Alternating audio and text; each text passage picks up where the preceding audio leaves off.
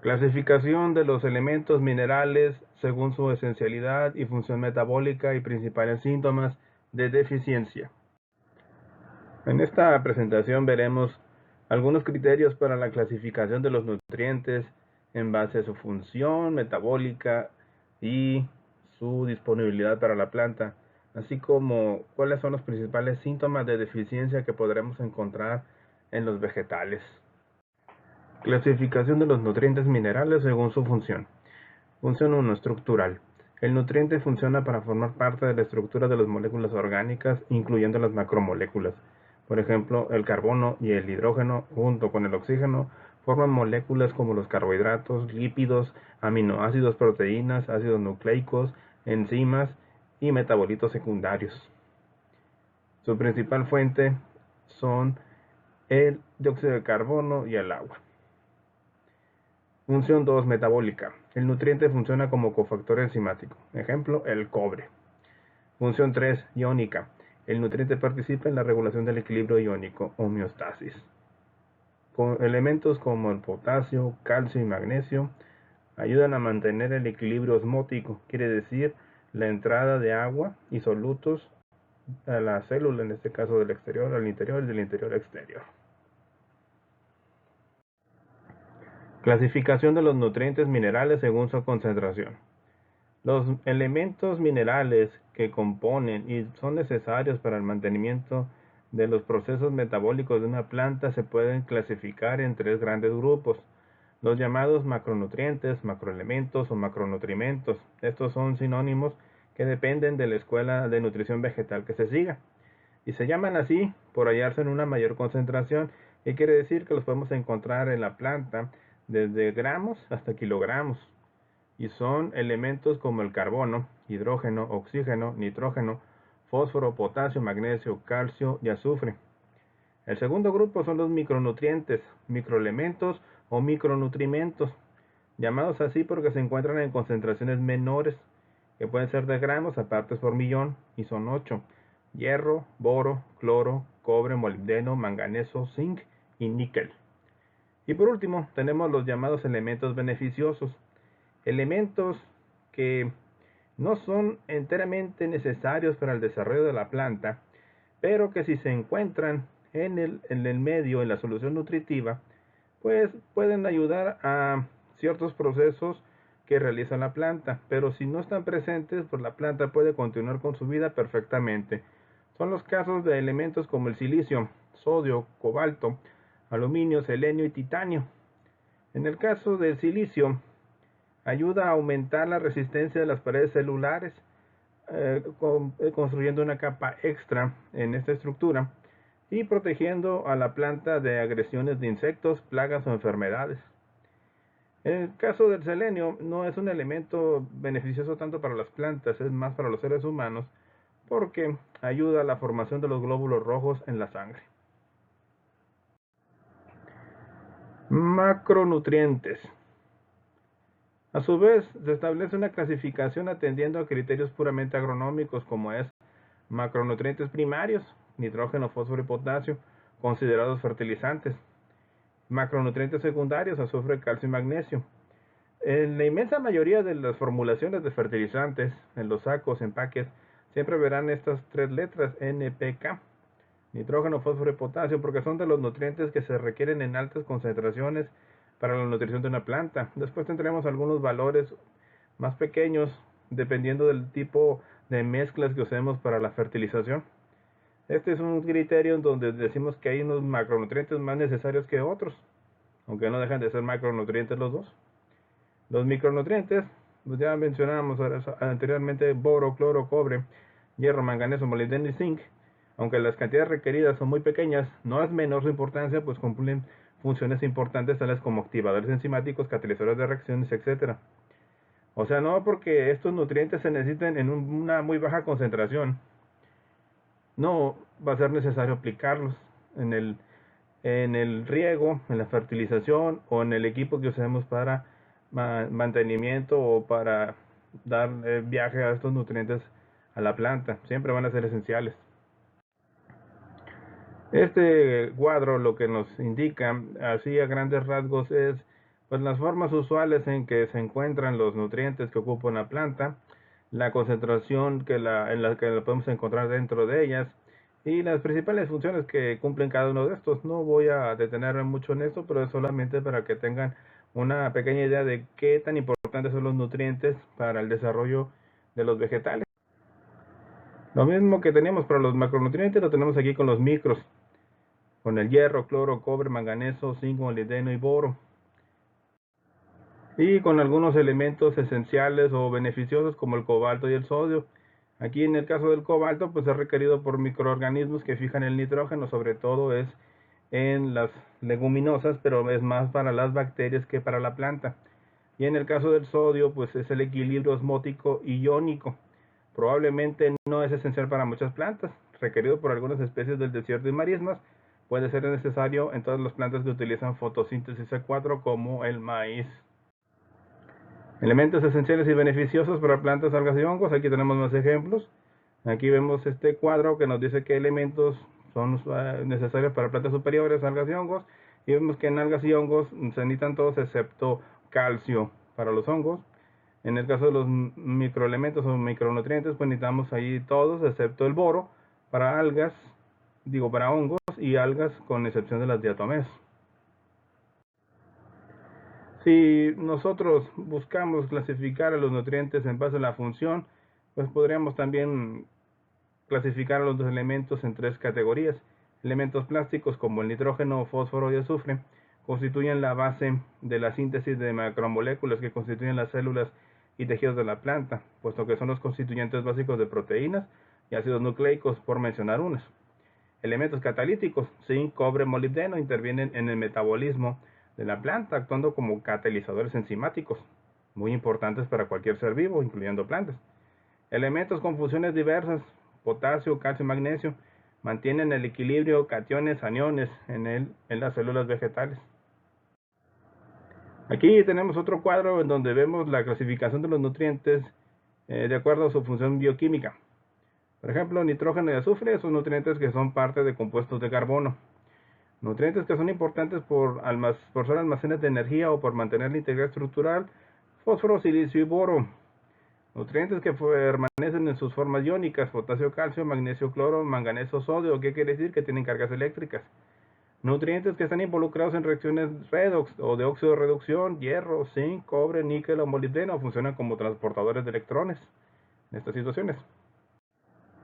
Aquí el cuadro nos dice que elementos como el carbono, hidrógeno, oxígeno, nitrógeno y azufre, pues son constituyentes mayoritarios de sustancias orgánicas, o sea, la inmensa mayoría de las moléculas que conforman el cuerpo de una planta, proteínas, aminoácidos, carbohidratos, lípidos, ácidos nucleicos, metabolitos secundarios.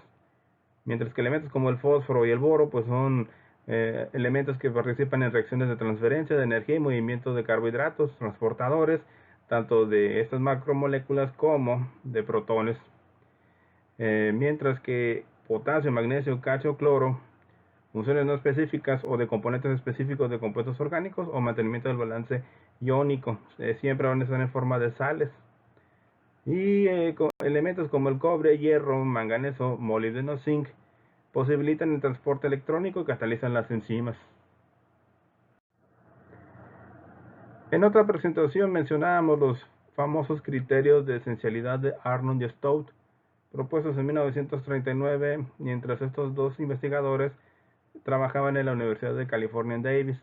Ellos establecieron los criterios de esencialidad para los elementos químicos, de los cuales se nutre la planta y que utiliza para llevar a cabo sus funciones, necesarios tales como fotosíntesis, respiración y en general desarrollar las actividades metabólicas. Los criterios son tres. El primero nos dice que la ausencia del elemento en cuestión debe dar como resultado un anormal crecimiento, fallo en el ciclo completo de la planta o muerte prematura de la planta. El segundo, el elemento debe ser específico y no reemplazable por otro. No hay elementos de sustitución. Si nosotros tenemos una falta de nitrógeno o fósforo, no podemos suplirlo aumentando el azufre, el manganeso o el hierro. El tercero, el elemento debe ejercer su efecto directamente sobre el crecimiento o metabolismo y no efectos indirectos tales como antagonismos con otros o problemas de toxicidad. Aquí pues tiene que tener efectos sobre el metabolismo en el caso de las enzimas, o en el crecimiento en el caso de moléculas que ayudan al transporte de otras moléculas. Se consideran elementos esenciales para el crecimiento de las plantas: nitrógeno, potasio, calcio, magnesio, fósforo, azufre, cloro, boro, hierro, manganeso, cobre y zinc. Cabe señalar el concepto de nutriente beneficioso. Por nutriente beneficioso se define aquel nutriente cuya presencia mejora las condiciones de desarrollo. Así encontramos el sodio, por ejemplo, para la remolacha azucarera, y el silicio para los cereales, fortaleciendo su tallo para resistir el vuelco, el acame. El cobalto es importante en el proceso de fijación de nitrógeno de las leguminosas, función que realizan las bacterias nitrificantes, Rhizobium, Nitrobacter, por mencionar unos. Se consideran elementos no esenciales al aluminio, selenio, bario y níquel. La presencia relativa, según los análisis químicos que se han llevado a cabo a lo largo de la historia, pues aquí nos revelan la concentración de los nutrientes que encontramos en las plantas. Aquí vemos como el nitrógeno se encuentran en altas concentraciones, mientras que elementos como el molibdeno están en un pequeñísimo, pero pequeñísima concentración dentro de las plantas, de 0.1 miligramos por kilogramo, o son 0.1 partes por millón. Si habláramos de átomos de estos elementos, sería 1 contra más de 1 millón de átomos de nitrógeno que encontramos en la planta. Esa es la gran disparidad de la concentración de nutrientes. El oro del carbono sería 10 veces más que estos números. Curvas de respuesta, interacciones. Una vez conocida la composición de la planta y la relevancia de cada uno de los nutrientes, es necesario establecer los criterios sobre los que asentar el estudio cuantitativo de cada uno de los nutrientes. Como ya se ha comentado, el estudio de la nutrición mineral se lleva a cabo gracias a los avances de la formulación de soluciones nutritivas tipo en cultivos sin suelo que permitieran un óptimo desarrollo vegetal. En la hidroponía, como bien deben de saberlo, es una técnica en donde el cultivo es sembrado en un sustrato o sin suelo, usando agua o cualquier otra sustancia que pueda darle sostén a la planta. Aquí podemos controlar la concentración de los nutrientes y medir sus efectos en el desarrollo, si son benéficos o son tóxicos hasta cierta concentración. Eso ha permitido desarrollar estas curvas de respuesta y trasladarlas al campo. Consecuencia de estos estudios fueron las curvas de cosecha, resultado de evaluar el nutriente elegido, manteniendo el resto constante, en las que se podían distinguir 3 tramos o fases. Fase de deficiencia. El nutriente se presenta en cantidades insuficientes. Las intervenciones son muy eficaces, obteniendo una respuesta proporcional del crecimiento. Fase óptima. El crecimiento es máximo. Ante el incremento en la adición del nutriente por encima del punto crítico, no obtendríamos tantas diferencias de crecimiento. Es el llamado consumo de lujo, llegando a ser nulo. Fase de toxicidad. El exceso del elemento provoca una disminución del crecimiento. Y esto lo podemos ver de forma gráfica en esta curva. ¿Sí? Aquí en la curva vemos con mucho detalle que llegado a un punto en el desarrollo de una planta cualquiera, si no le he suministrado los nutrientes o nutriente de una forma constante, llegaremos a un punto en donde la planta comienza a tener problemas para continuar con su desarrollo, pero podemos nosotros todavía hacer que esto desaparezca o disminuya aplicando el nutriente correspondiente. Pero resulta que cuando llegamos a la fase óptima, en donde el nutriente o nutrientes se encuentran de manera adecuada y en la concentración adecuada para la planta, pues aquí, si nosotros incrementáramos la concentración de estos, tal vez podríamos aumentar un poco el rendimiento del cultivo, pero muchos de esos nutrientes no serían aprovechados por la planta y los perderíamos, ya sea por lixiviados, arrastre por agua, evaporación, etcétera. Entonces, en teoría, si lo aplicáramos a un cultivo como el trigo, podría producir 10 toneladas por hectárea este cereal. El asunto es mantener los puntos óptimos de nutrición, riegos, el control de plagas de enfermedades y otros factores que a veces escapan a al control de los agricultores, pero en teoría el trigo podría llegar a ese rendimiento. ¿Por qué no llegamos? Por estos múltiples factores que hemos mencionado y otros tantos que se verán en el curso. Pero si logramos llegar a ese punto óptimo y sobrepasarlo, veremos que aunque aumentemos la concentración de nutrientes, no aumentará la producción. Al contrario, esto hará que el nutriente sea tóxico para la planta e inclusive detendrá el crecimiento de la misma. Por ejemplo, si aumentamos la concentración de fósforo, lo que sucederá es que las raíces de las plantas dejarán de crecer y esto pues repercute en el rendimiento del cultivo. Otra cosa interesante con las curvas de desarrollo es que no son las mismas para todas las plantas. Obviamente cada una tendrá sus necesidades nutrimentales de agua, suelo, clima, etcétera. Por lo tanto, los minerales que necesite para su desarrollo van a ser en menor o mayor grado necesarios. Y aquí lo vemos en el caso de la vid, o sea, la planta que produce la uva. Aquí vemos que los nutrientes como el potasio son requeridos en etapas bastante importantes como el inicio de la floración, cuajado, el embero, que es la época en donde se empiezan a acumular los azúcares en el fruto, y disminuye conforme llegamos a la cosecha y post cosecha. Y así vemos que algunos nutrientes tienen picos como el calcio, importante para la firmeza del fruto, o sea, la estructura de la cáscara, y otros minerales como el nitrógeno, fósforo y magnesio en este caso. Aquí estamos viendo un cereal, es trigo. Aquí vemos dos picos en los nutrientes que necesita esta planta para llevar a cabo su ciclo. Y vean que la línea verde que representa al nitrógeno tiene dos picos, al igual que el fósforo, que es la línea azul.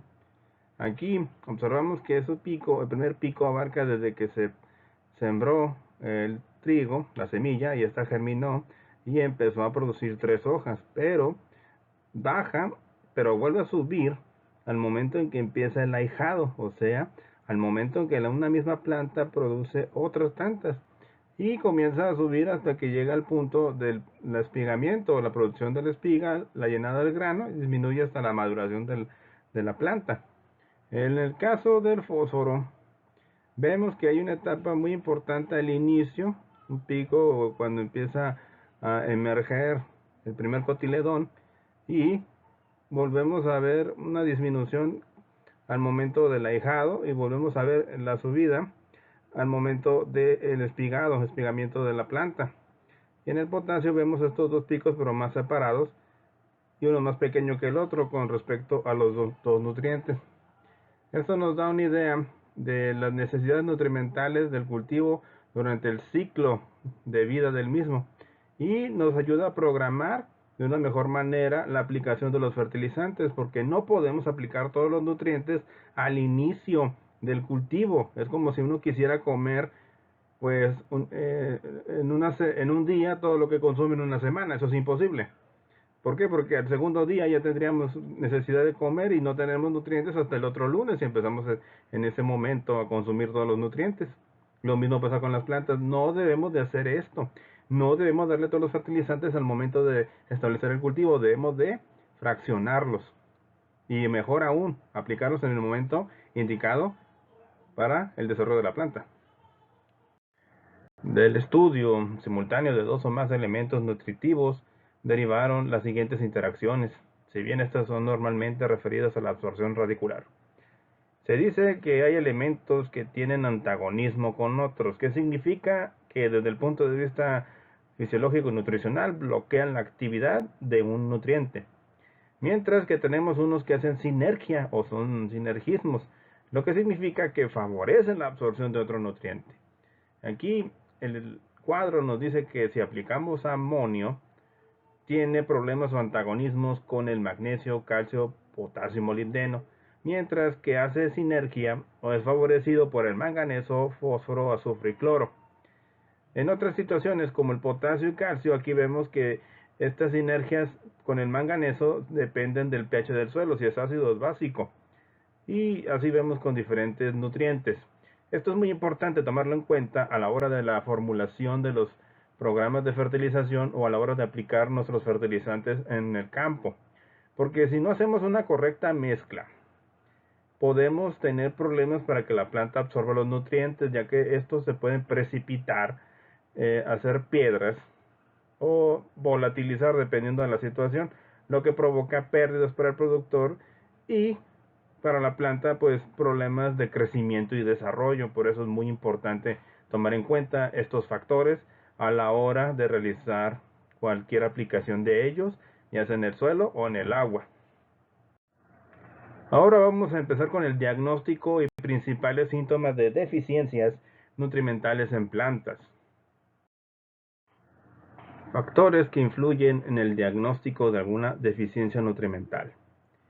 El diagnóstico de deficiencias nutrimentales es una de las técnicas más difíciles de aprender porque requiere de mucha experiencia para llevarlo a cabo. Son muchos años de observar cultivos, observar el desarrollo de los mismos y observar síntomas.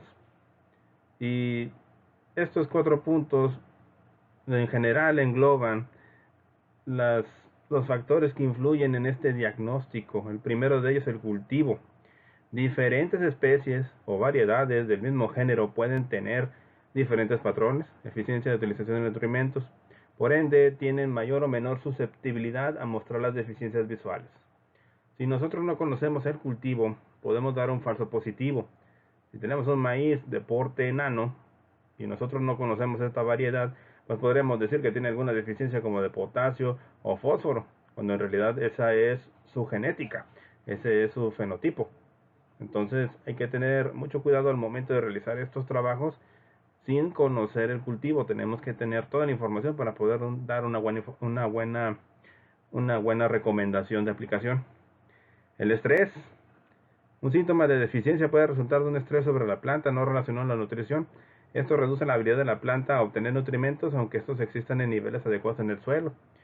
Esto es muy común, por ejemplo, si encontramos plantas que se ven marchitas, hojas con alguna huella o marca que podría ser de alguna plaga, enfermedad, pero a veces puede ser daño mecánico, algún problema con aplicación de algún agroquímico diferente a los fertilizantes, que el sistema de riego no suba el agua hasta esa zona, etcétera, etcétera. Son muchos factores que pueden provocar un estrés en la planta y que podríamos nosotros confundir con un síntoma de deficiencia.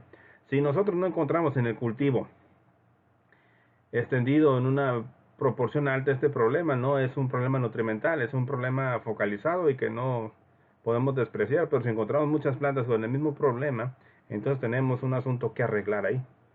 Deficiencias leves nutricionales pueden resultar en síntomas no definitivos que son difíciles de distinguir de otros síntomas de deficiencia nutricional. El gran problema con el diagnóstico de deficiencias nutricionales es que muchos síntomas de estas deficiencias son iguales. De los 17 elementos que se mencionan que son esenciales para la planta, más de la mitad presentan síntomas de clorosis o problemas con la producción de clorofila en la planta. Eso hace muy difícil el poder distinguir una deficiencia de otra. A veces tenemos guías que nos ayudan a poder comprender qué problema tenemos, pero no son definitivos. El mejor consejo que se les puede dar es utilizar un kit y un laboratorio. Si tiene laboratorio, úsenlo. No es un gasto, es una inversión. Deficiencias múltiples. Esto ocurre cuando dos o más deficiencias enmascaran o alteran la apariencia de síntomas individuales. Por ejemplo, una deficiencia de nitrógeno puede enmascarar otras deficiencias y por ende otros síntomas. O sea, no solamente podríamos tener una deficiencia de nitrógeno, podríamos tener potasio, calcio, boro, molibdeno, hierro, etcétera. Entonces, para eso se hacen necesarios los análisis a planta, suelo y agua, para poder tener una idea de qué problema estamos teniendo en nuestra producción. El primer diagnóstico que podemos hacer es el visual. Observen ustedes aquí en la imagen este cultivo de maíz. Si son observadores van a ver ustedes que el suelo es del tipo arenoso. Se ve bastante compacto. Noten ustedes que hay un amarillamiento en las hojas más abajo de la planta. Cuando pregunto cuál es la parte más joven o más vieja de una planta, pues me refiero a que la parte más vieja es la parte más que se encuentra más pegada al suelo y la más joven la punta de la planta. Entonces aquí vemos un síntoma que se llama clorosis, una pérdida de clorofila, por eso vemos hojas amarillentas. en las hojas más viejas, que podrían ser en este caso debido a una deficiencia de magnesio o de algún micronutriente como el boro o el zinc. Pero esto no lo sabré bien hasta que no haga un análisis de la planta en un laboratorio o utilizar un kit de respuesta rápida que hasta nuestros días son relativamente baratos y bastante eficientes para darnos una idea. Entonces hay que empezar a observar la planta, ver el tipo de suelo, si está húmedo, si está seco, cualquier cosa que nos indique algún problema o nos pueda dar alguna información sobre lo que tenemos que atacar al momento de realizar el diagnóstico. Sí, porque el problema con nuestros pacientes, si nos consideramos doctores de plantas, es que nuestro paciente no habla. No dice que le duele una hoja, la cuarta hoja del tallo, etcétera. No son seres humanos. Aunque como diría el doctor House, todos mienten. Y las plantas pues también mienten de vez en cuando. Así que hay que ser muy cuidadosos con lo que uno dice en el diagnóstico de deficiencias nutrimentales. Aquí tenemos lo que es uno de esos síntomas clásicos, la clorosis, que es muy poco común en cultivos, en todos los cultivos. Aquí podemos ver un cambio en la coloración de las hojas. Por ejemplo, cuando es una falta de hierro, las hojas jóvenes son más afectadas con grandes manchas de color amarillo. Observen ustedes que las puras nervaduras son de color verde y el resto de la hoja es amarilla. Pero si esto es manganeso, esto afecta principalmente a las hojas más viejas y todavía tenemos zonas verdes en la parte interveinal de la hoja. Vean ustedes la gran diferencia, aunque los dos síntomas son clorosis, uno es la parte más joven, la otra parte más vieja. Entonces esto ya me indica más o menos qué problema tengo de nutrientes. Enanismo o achaparramiento. Una reducción en la tasa de crecimiento está asociada a casi todos los síntomas nutricionales. La forma del enanismo puede variar con la deficiencia. Aquí tenemos dos casos. Estas nochebuenas, pues vemos que son una es bastante alta y la otra es bastante chaparrita, pero también tomando en cuenta de que puede haber una variedad de nochebuena que es de porte enano o bajo y otras de porte alto. Entonces no puedo decirle a ciencia cierta si es un problema de deficiencia o es algo debido a la genética. Pero si vemos un maíz en donde vemos los nudos muy pegados uno sobre el otro, como si fuera un repollo, pues aquí sí tenemos un síntoma claro de que hay problemas. Entonces, también vemos una leve coloración amarillenta entre las nervaduras de la hoja. Eso me indica que puede haber más problemas de nutrientes. Entonces, esto es un síntoma inequívoco de que hay problemas con la absorción de nutrientes del suelo.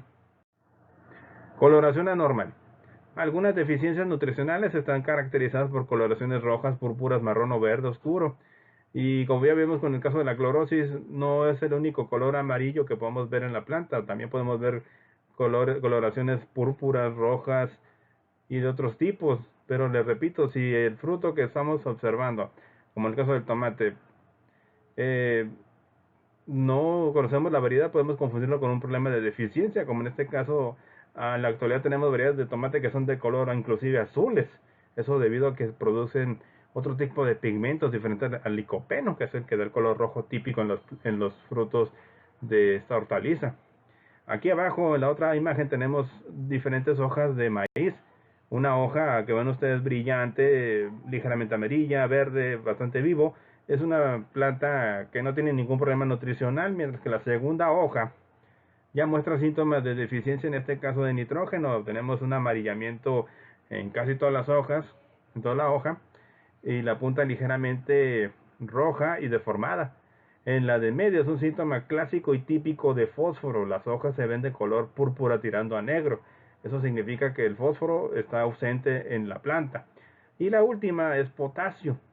Vean ustedes que tiene una gran semejanza con una deficiencia de nitrógeno.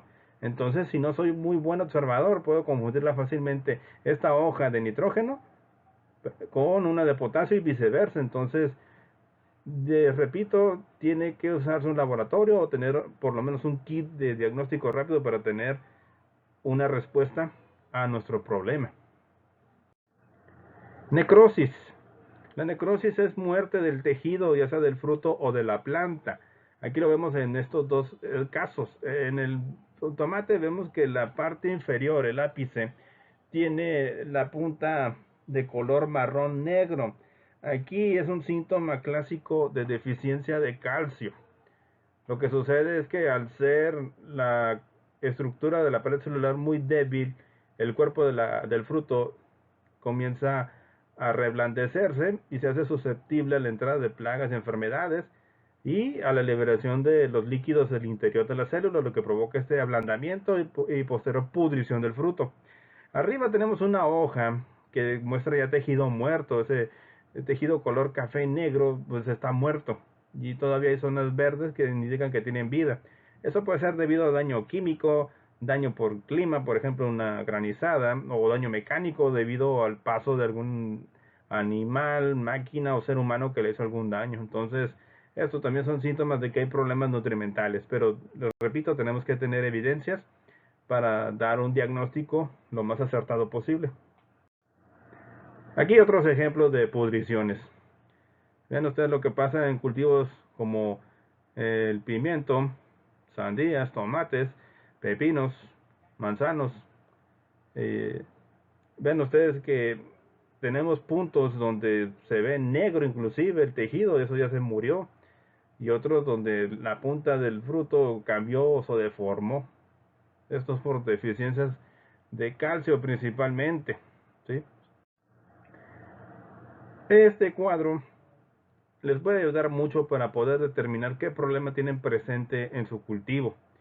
Por ejemplo, si los síntomas aparecen en la parte alta de la planta y está asociado a las hojas jóvenes, pues podemos tener clorosis.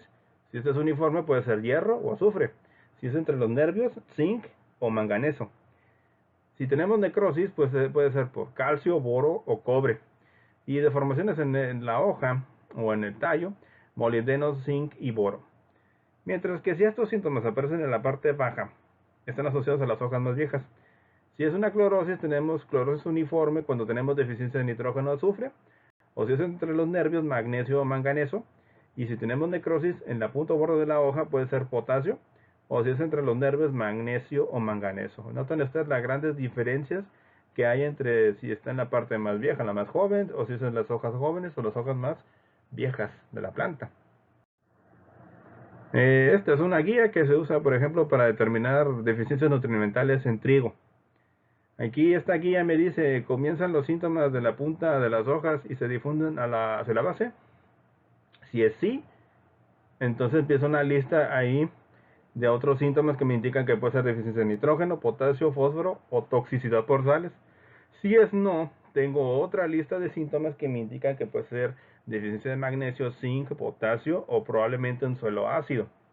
En la fotografía observamos pues diferentes grados de problemas con diferentes nutrientes. Por ejemplo, el nitrógeno tiene una diferencia con potasio, con fósforo, toxicidad con cloruro de sodio, o sea, sales, magnesio y zinc. Esto es en cultivo de trigo. Muchos productores y técnicos tienen estas guías que les dan una idea bastante buena y acertada a veces de qué problemas tiene su cultivo. Por eso es muy importante tenerlas a la mano. Aquí tenemos otros nutrientes: hierro, azufre, manganeso, cobre y calcio. ¿Sí? Lo mismo, otra guía que me indica si es sí o si es no, puede ser esto, puede ser lo otro. Por eso es importante, les menciono y repito, tener toda esta información a la mano. Y ahora con la tecnología es mucho más sencillo. Y con esto doy por terminada esta presentación. Espero les haya sido de su interés. Y si tienen alguna duda y quieren ampliar su información, pueden visitar esta página, que es un blog en donde están esto y otras importantes informaciones que hemos manejado en este curso. Por mi parte es todo. Muchas gracias y hasta luego.